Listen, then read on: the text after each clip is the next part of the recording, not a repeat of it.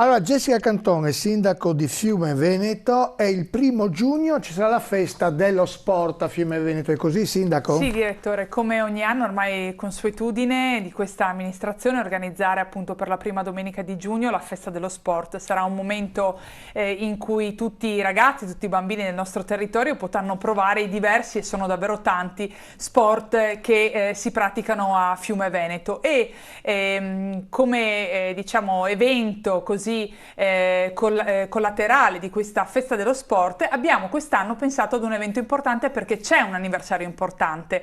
L'evento si chiama da Fiume Veneto a Roma in 47 secondi e 89 centesimi. E che cos'è? Abbiamo riprodotto in un docufilm la storia di un gruppo di ragazzi all'ora delle medie di Fiume Veneto, era il 1984, che si aggiudicano la medaglia d'oro alla staffetta dei Giochi della Gioventù di Roma.